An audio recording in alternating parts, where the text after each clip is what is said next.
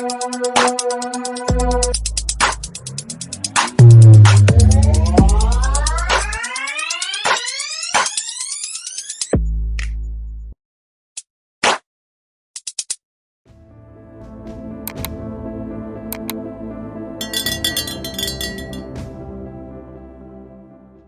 thing with that people forget about is a lot of you transition from active duty, but the reservists that come back after being gone for a year, however long during deployments, whatever, Army, Navy, Air Force, Marines, Coast Guard, they really need they need that assistance, and I don't believe they get enough help from that transition. You only get like a couple of days. One day you're at wherever and you're transitioning after a year, and the next thing you know, you're back in your civilian job, and nobody understands what you've been going through. And I think the military really needs to look at that. MIl2Vet, Return to Roots. Welcome to the show. Today's special host is Jim Armstrong. He runs the Operation Paint to Heal and also Pacific Northwest Vet Assist. He's a 22-year Army veteran. Welcome to the show, Jim. Thanks, Chris. Thanks, Yogi. Glad to be here. It's a pleasure to have you. Yeah, dude. Hey, really quick, everybody that's about to come, before we go too far into this, we met Jim at a Pacific Northwest event that happens every third Wednesday in person, various different locations. I highly encourage you, if you can make an in-person event at P&W Vets every third Wednesday, you should go. And if you're not able to go, Veterans Series Forum that happens every third Wednesday on a Zoom call. You guys need to come check it out. Either go in person or go virtual. You guys will love what's happening at these events. We're connecting. We're getting that camaraderie. There's a little razzing. Hey, I know I love to roast the Army, man, but they're an easy target. Yeah. Oh, it's always Navy, Army, Navy. You know how it is. We're always, doing that. Oh, yeah. Yeah, man. No. So, hey, Jim, what content do you recommend a service member that is about to go through the transition to start digesting? Okay. I have three big things. When I used to actually be a disabled veteran case manager for the state of Washington for WorkSource, and I always went to the TAP classes, and the three things that I told people: well, apply for your unemployment, right? Make sure you do that, even if you're a retiree, because sometimes it could be delayed for getting your money. Do your unemployment. You go to any work source in any state. They have them. They're called work source. They're called work something or whatever. But each state has like an unemployment office, right? In unemployment, do your VA claim, and you can go with content that you can go look at on YouTube. Combat Craig. Combat Craig is a great guy. He's a 100% disabled veteran. He goes over everything that you need to do. And then the other one is make sure that you go take classes at WorkSource. They have, they have resume classes. They have all these things. And all you have to do here in the state of Washington, just go to worksourcewa.com, and you can find the disabled veteran case manager, and you can apply for your unemployment, and they can help you with resumes and all that. So those are so important when you're doing that transition from the military. And I've only talked to Navy guys. It's funny because I didn't ever go down to JBLM and do the TAP there, but I'm always doing it up here at Smoky Point. It's where I used to do the TAP. Hey, that's a great place to go to TAP. I went to a TAP class back in the day at Smoky Point. I've always really enjoyed the crew that works out of there. So yeah, they're great. Yeah, that's a great place. Hey, everybody that's listening, I want you to hit like, subscribe, share this with a veteran, share it with a friend, share it with your mom. All right. What was it that got you into like art therapy? Are you an artist, Jim? No, what's so funny is, so I was working as a disabled veteran case manager for the state, right? And every time I would go out, I would try to do things for like get resources for veterans, money, help them pay their bills, do all these things. I was hitting all these roadblocks, So I said, I'm going to open up my own nonprofit, call it Pacific Northwest Veteran Assistance Program, and get all these grants and all these stuff to help veterans with financial needs, right? Well, it didn't happen. So I ran into this guy, and actually, I ran into two vets, an Army veteran and a Marine veteran, and they were doing a thing called painting away the trauma at Shoreline Community College. And they would go around and they would show the art, and it was all about healing, And but I didn't really care for the word trauma too much, so I thought I could probably borrow, have the guy come and help me, the Marine, teach these classes, and then call it Operation Paint to Heal. And so I do have a master's in education, but it's not in art therapy. But so that's where I kind of how it all came about. So I just thought, I'm going to have these monthly art events where people can come, they can paint, they can heal. And then it became an art exhibit. And then now it's just kind of grown into art exhibits and once a month painting events. And then with that, what made you get to that point? So you're doing your transition, right? How did you already have your degree, or did you have to go through afterwards, or? Oh, okay. That's so in 20, it's funny, in 2015 when I retired, right? So I was actually in my last years, I was in the reserve, so I retired from the reserve. But when I got off active duty originally in 2010, I went to I had no degree. I was an engineer and infantry. I had been doing. I had some pretty good skills, but one thing is I knew sign language. So I went to the unemployment office, work source, and the disabled veteran case manager actually helped me get a job at a college. And so when I was working at the college, um, I was like a manager and stuff working there in some of the different offices. But they said you will never ever get a degree while you're or you never. I'm sorry, you'll never get promoted as long as you don't have a degree, right? I didn't even have a bachelor's degree at the time. So during this time, I was in the reserve, but I got deployed to Afghanistan. Then I got activated. So for the 10 years I worked there, about probably 4 or 5 years, I was either activated or on orders or deployed. So I couldn't go to college. So then finally in 2015, I went. I said I retired from the reserve. I said that's it. I'm getting my degree. I got my bachelor's and my master's degree. And so one of the things that I also tell veterans too when they're use your education benefits. You know, if you don't use your education benefits, then I mean, it's such a huge amount of money that you have there. And I became kind of an expert on helping people transition with education benefits and VA claims and all these things. But uh, the reason I do the art is because it heals me, and when I'm doing those other things, it can be pretty stressful. When people are coming to you with their stresses, and that's kind of why I went to the art side of stuff. What made you join the reserve? What made you join the army? Oh, okay. So actually, I'm kind of an old guy. So in 1984, I actually joined the army, and spent 7.5 years as in the infantry, and then after Desert Storm in 1991, I got out of the army, and I worked for 10 years, kind of doing some odd things, and that's why I learned sign language during this 10 years, and that kind of helped me in the future get jobs, right? And then in 2001, when Bush became president, right before 9/11, I told my wife I'm going into the Army Reserve, and she's like, "Well, there's going to be a war," and I said, "Well, I need to do something. I already have 7.5 years of my life. So I went to the Army Reserve in 2001, and the next thing you know, the war 9/11 happened, and then I was in Iraq. And then when I came back from Iraq in 2004, I was having a little trouble transitioning back to civilian life, so I went back on active duty, and then I spent until active duty until 2010.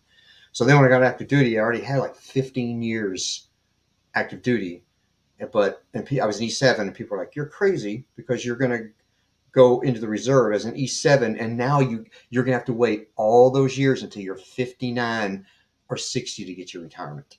So so I retired at 50, and then I've been waiting for now. I finally got my retirement. But it's just that's the only bad thing about it. But when I came back in the second time, I was 36 years old at E4 when I came back in. And that was hard. So let me ask you this: if you could go back in time right now to the junior guy before you joined the military, what advice would you give yourself to be successful in the military and also in life? Um, the first thing I would do is I would sign my contract and make sure that I join for 4 years, not 3 years. I don't think 3 years is enough time. I think you need 4 years to be able to get your mindset exactly what you want to do, and it gives you kind of get to see the world. In the army, in 3 years, you stay in the same place. But if you join for 4 years, you have the opportunity of moving around, and you may reenlist. Think about taking college classes while you're on active duty. I think that is if you have because the army does this thing where they do like different chunks of time where you can take college classes. So take some core courses, and then as soon as you get out, if you have a skill like electrician or your IT or something like that, you have an opportunity of getting a good job. But if you're infantry or like I was, go to college. I would have told that guy take classes, go to college, and also maybe not join the infantry. Maybe join a job that you're going to be able to get some skills when you get out. You know, And then with that, Man, that's pretty fun. what advice would you give yourself if you could go back, right? And I know you had different transitions from being active to the reserves to being active again, um, and now retiring. What advice would you give yourself throughout any one of those transitions? Would you have stayed in permanently till you did your 20? Would you do things differently? What advice would you give yourself if you were that young army guy in there? I think one of the things I would have told my state I would have stayed in for sure. I mean, I only had 5 more years, and I could have probably finagled my way into being able to stay in an area, or my wife and I just had and my kids would just had been separated for a little bit, but it would have definitely helped me financially, of course, if I were retired, all those years ago, but I think going to school. I mean, I think that was what really, really was a big deal, and you know, I should have taken classes, even if it's just one class, or two classes a year or whatever, just so it wouldn't have all came up on me where I was about to get, fired. Well, not fired from my job, but never promoted or anything, or maybe laid off because I couldn't, get the degree. And also my VA, go to the VA. I in 2004 when I came back from Iraq, I had my daughter. She was a baby, and I went to the VA, and they wouldn't let me bring her into the room with me because she was a baby. And I said I got really mad, and I never went to the VA from 2004 until 2019. Big mistake. Now I think the VA, it's even though people have complaints about it, I think it's really good and definitely counseling. I would have went to counseling, and I think that's the one thing that now with my Operation Paint to Heal thing is so important. Please, veterans, go to counseling. You need it. Be with your brothers, your sisters. Go talk to people, and I think that's one of the things that I would have told myself to do, which I didn't do, and it hurt. It hurt myself and my family, and over the years by me not doing that. It's really hard to really kind of get over your whole entire transition and losing your identity and that whole entire process and just kind of being secluded from everybody. And I mean, I get it. I get it. It's like really easy to just be like, you know what, forget this. I'm just going to forget it and just move on. But you actually don't move on. You set yourself for a situation where you just, you're in a world of hurt afterwards. Yeah. And and the thing about being the one thing about the reserve is like, so I was a civilian, then I was in the war, and then I was back from the war and I was a civilian again. And then for years I didn't go to the war, and all of a sudden here I am. I'm in the war again, and a week later I'm in one day I'm in Iraq or Afghanistan, and now I'm back to my job.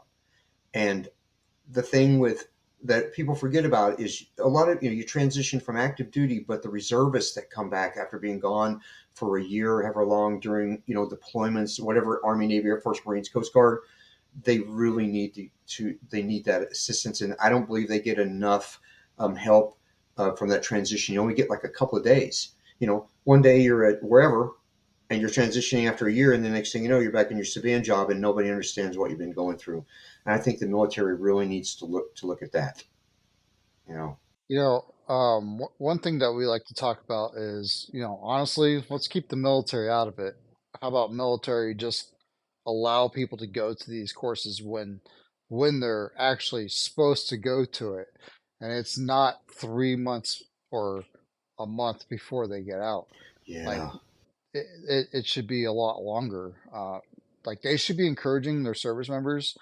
Hey, you're close to your 24-month mark. We're going to be going on deployment. Do you want to go to TAPS class so that way you know what's going on? Like 24 months out. yeah. Like people need to be going to TAPS class and way before that 12-month mark that's required. So, Speaking about that, you mentioned a little bit. How is the transition coming back as the reserves? What kind of process do they have for you guys? You know, so the first time when I came back from Iraq, we went to JBLM. They medically processed us 1 week, and then we were gone. We were released, and you go on your 30 days leave. Same thing when I came back from Afghanistan. I landed in Fort Benning, Georgia, and I was an individual assigned to a unit from Illinois, so I wasn't even with them. So when I came back, I spent 3 days in Georgia, and then I caught an airplane back home to Washington by myself.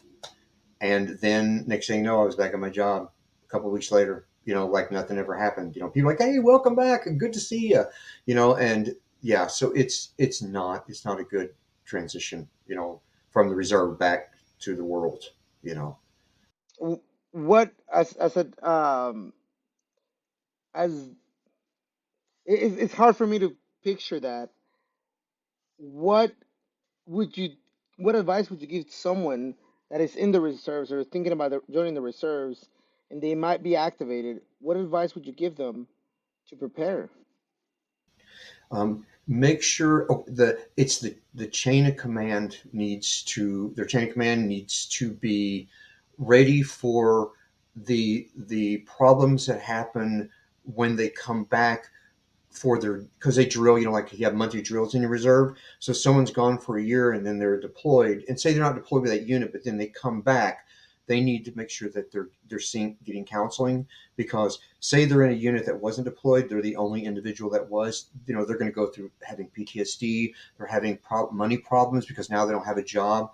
It's all they whoever the chain of command is. They really need to say, "Hey, you doing okay? Do you need anything?" And that's kind of the big thing. But the individual themselves, hopefully they're smart enough or mature enough to be able to go seek counseling or ask for help if they need it. Is the VA and other organizations, did you use any organizations when you came back? Or was your only resource the VA? Yeah, there is. Well, yeah, because the reserve, they don't really, and actually, you don't tell anybody in the reserve that you have any kind of disability, or they'll put you out. And so I never told anyone any of my health issues or anything until I retired. Then I had my whole claim and all that. I had to make my claim.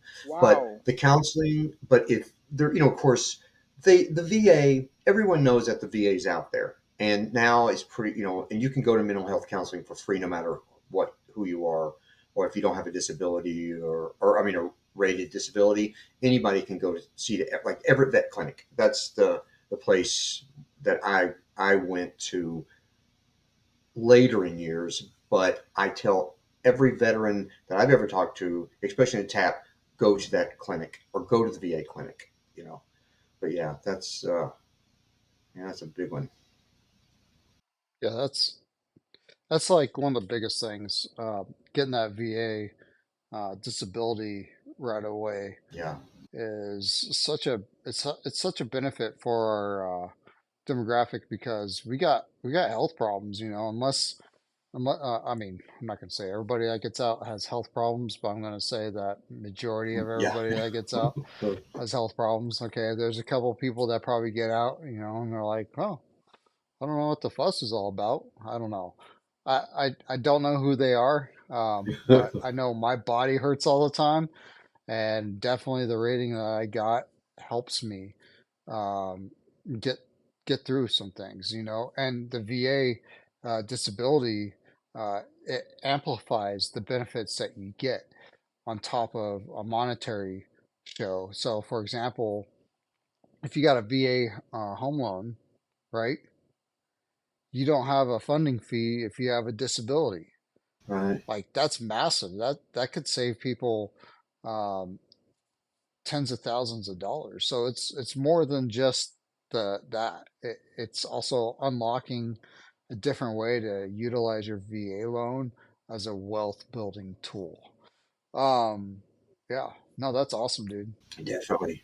Yeah, and the property tax too. The Washington property tax. If you're 80% or higher, and if you're just getting your disability only, and say your spouse is making less than 75,000 or 70, then you can get a tax of home. Your property tax can be deduction for that too. Interesting. There's so many things out there, and the VA.gov does have a lot of that stuff spelt out. They do a pretty good job on some of that stuff. We also had like Mr. Bauer, James Bauer. He came on. He's got his resource. Guys, take a look at his episode, and you're going to be able to see. Yeah, yeah, you're going to see some pretty cool stuff with his.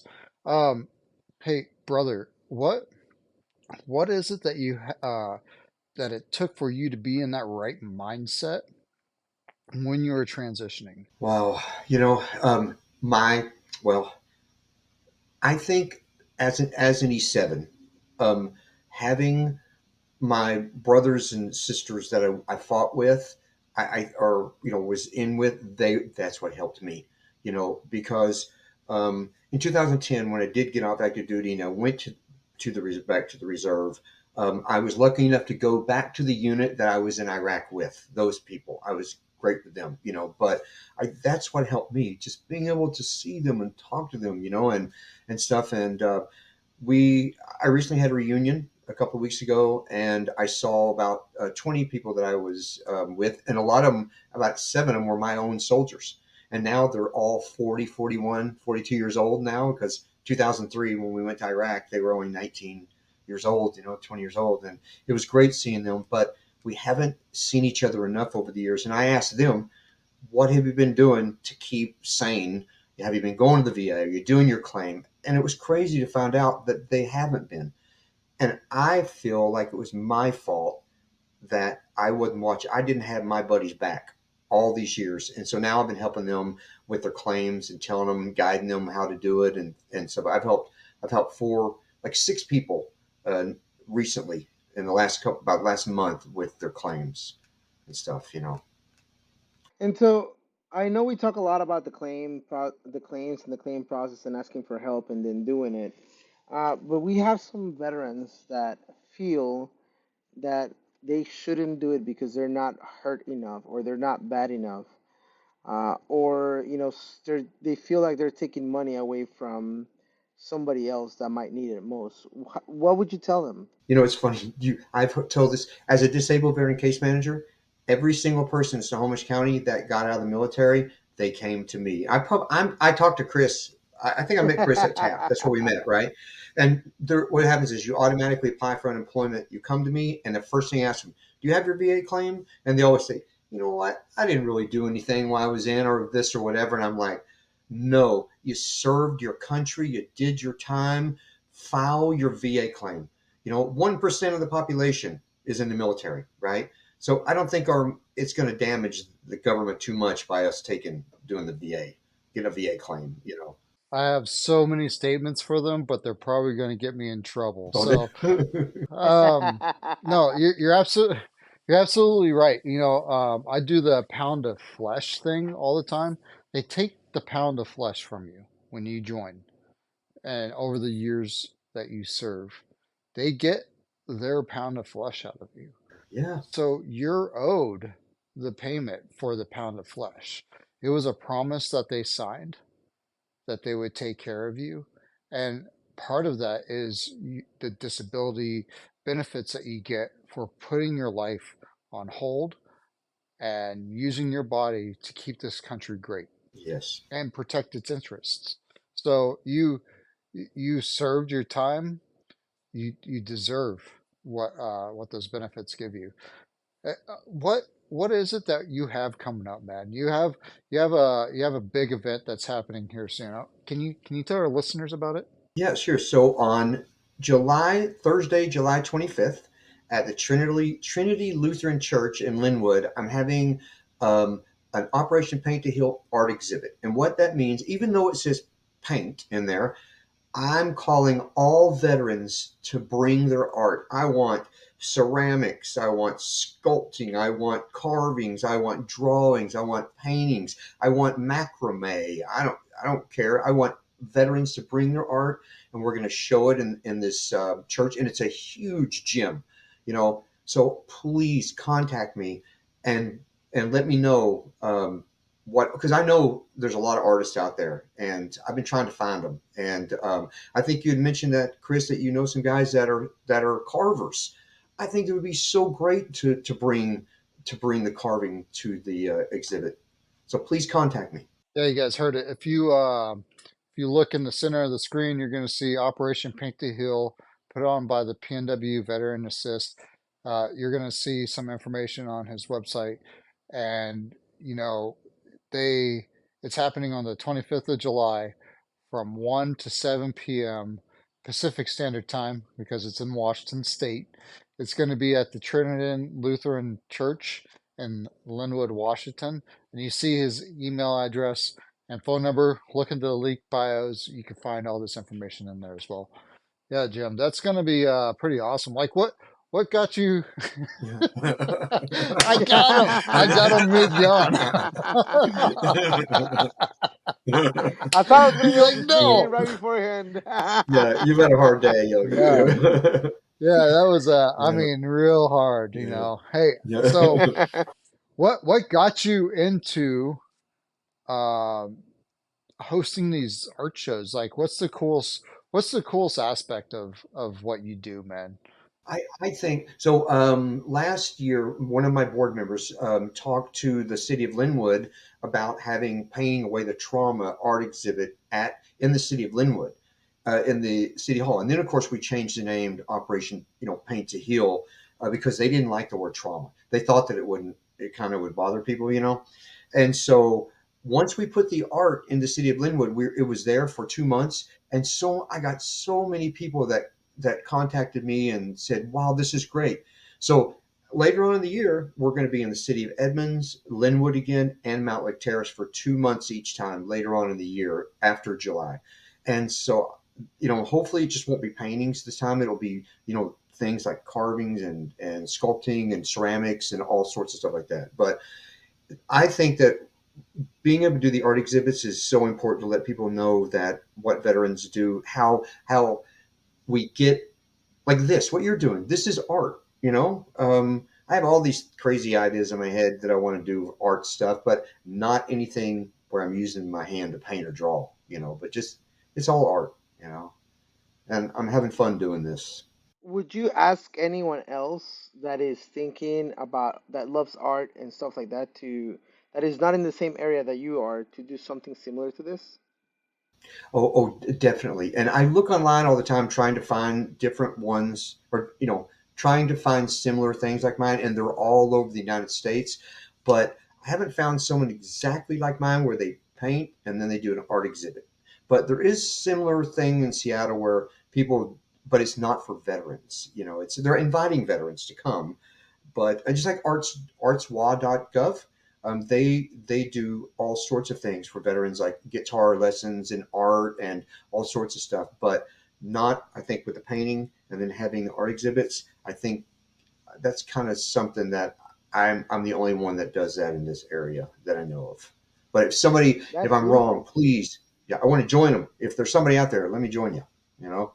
Yeah, yeah, hit up Jim if you guys do it in your area, you know.